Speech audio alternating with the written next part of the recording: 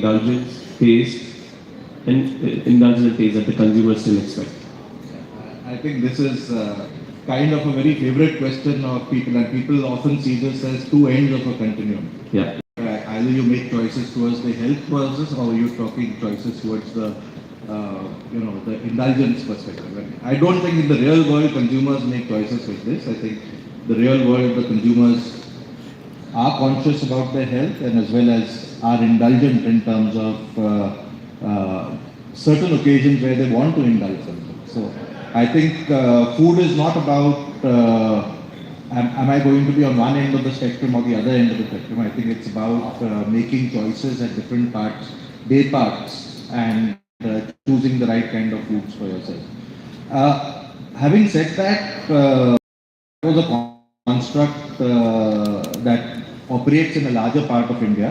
But when you look at the Gen Zs, the new consumers that are coming into the consumption world, I think out there, that's a generation of people who have a lot more knowledge available in their hands, and they are knowledge-seeking consumers. So they are making a lot more choices around what kind of ingredients that are there. I think the definition of health is also changing. Sugars have become bad.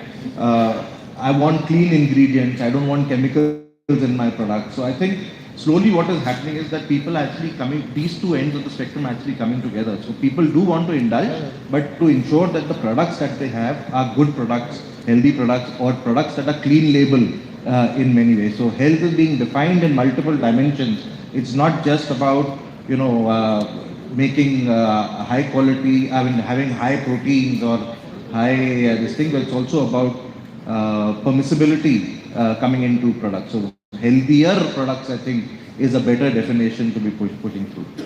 Interesting. Rakshit, probably you could add to this in terms of your portfolio, and how are you seeing consumers respond to this, and how are you adapting to this at Britannia? So obviously the consumer is much more aware now, and in the last 7 to 10 years there is a conscious attempt by a certain segment to move towards these kind of alternatives. But 2 points I would want to make is that the consumer also wants to indulge, but he also wants to indulge in a permissible manner. Yeah. But at the same time, there is an afterthought that what I'm putting inside me, is it good? At the same time, this is not an urban phenomenon. You also see in semi-urban markets and also in rural markets. And it's interesting to give an anecdote. In a small village 100 kilometers from Lucknow, I was speaking to a dealer that why does Marigold sell so well here? He said people believe that it is good for health because it is low in sugar, and this is coming from a small village. So I think the awareness is there across multiple segments, and consumers will make their conscious choices. But that does not mean that they will stop indulging. Great. It's Sunil, some perspectives from you on how are you at Tata, building this capability both on both sides of the spectrum.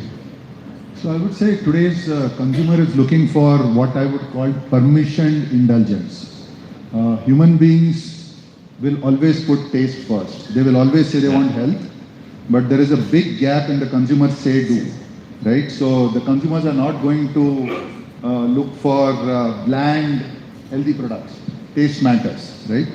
And for us, at least at Tata Consumer Products, we believe there are 3 big foundations when you're tackling this consumer trend. Number 1 is it has to be science-backed innovation, right? Claims that are measurable, genuine, scientifically proven, emphasis on science, collaborating with academia, making sure you've got the right ingredients, etc. That matters, number 1. Number 2, and I think this came up in multiple forms during the inaugural addresses, is transparency and trust. Right? Yeah. Today's consumer will read the label. They are looking at what's there.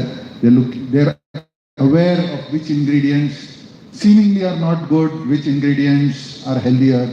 There's protein, there's fortification, there's nutrition. So they look for that, and they look for the description, right? And like I said, the say do means taste first and health second, right? Because the consumer, they want to eat healthy, so they might pick up the product the first time for health, but they will repurchase it only when it tastes good. Tastes good. Right? So I would say broadly it is a convergence of the two, and the products that we want to produce is when the consumer says this tastes good and I feel good about consuming it as well. Oh, thanks for sharing. Jagrat, if you could, share your thoughts on this as well, because, portfolio at PepsiCo also, I think plays on all sides of the spectrum. So it'll be good to hear your perspective. I think everything what the rest of the panelists said. The way we look at it is three emerging trends, right? And India is always an and story, it's not an or story. One is information is getting democratized, which means people have a lot of information on hand to understand and make smart choices, what's going in the product, what's not going in the product. The second is aspiration is getting now matched with availability, whether it's through traditional trade stores or the whole digital quick com, which is evolving. And third is, as Sunil said, yes, indulgence will not get compromised just because of health. You need to have both. And we keep these 3 to 4 trends at the center of it on everything that we do from the consumer side. And we are a consumer maverick company. We spend a lot of time understanding that. And as a result, we are complementing and building on what we are. We are not shying away from indulgence. To give you some examples, in our snack portfolio, we have a local brand called Kurkure. It's a great product, right? People love it. It's a love trademark. But then we've also added to health connotations like Johar Puff and stuff. So when you give taste with millets, it starts working and it's doing fantastic. Same thing, we've launched a new Gen Z product that's for e-com, which is Red Rock Deli, which is all about baked. But baked without taste doesn't work. So we've enhanced our taste on our product. The same thing on our beverages. Not many people know the name PepsiCo on the board. In the country, almost over 60% of our portfolio is mid-cal, zero-cal.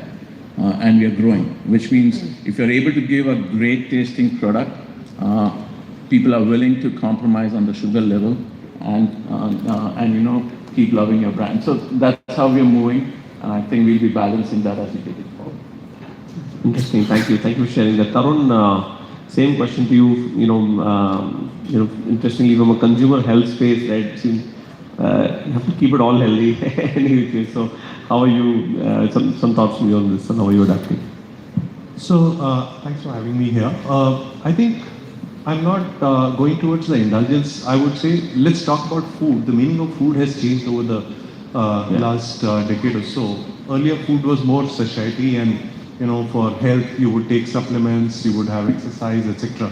Now, I think health has become a mainstream conversation, and I think some of that points were also made.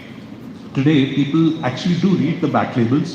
People are interested in knowing how much is fiber, how much is protein in my everyday roti I have, or bread, or whatever daily food I'm having. And I think all the restaurants display it, all of our packaged food show it. So obviously it reflects a consumer shift which is saying that food is no more just satiety, indulgence. It means the health element is central to the food we have. For us, for example, we've been saying for almost 30 years that sugar is not good, and there is a way to reduce sugar with sugar-free or with protein through products like Complan. I think we actually feel that time is right for consumers to embrace this journey of these products becoming more mainstream and taking it as a part of their everyday food. Because again, these are built on right scientific reasons. But as Sunil and Sanjay, everyone's talked about, the taste is paramount, and that's really what we are balancing all the time, while offering the health through the mainstream, but delivering a healthier solution and tastier solution. Thank you, all of you. I'll have one more question, which I will, run across with all of you, and then get to, something more specific across each of your organizations.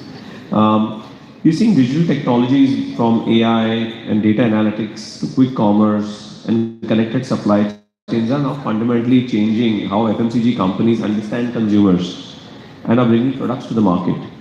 How in your organization are you using digital to create more agile business models while meeting the evolving consumer aspirations? Happy for any of you to pick this up first and then just go around the rest of you as well. Yeah. So let me go first, right? I think I would split the entire product development journey into two pieces. There is the front end, and then there is the back end or the last mile. I think what technology has done is change the front end of the entire piece. So whether it is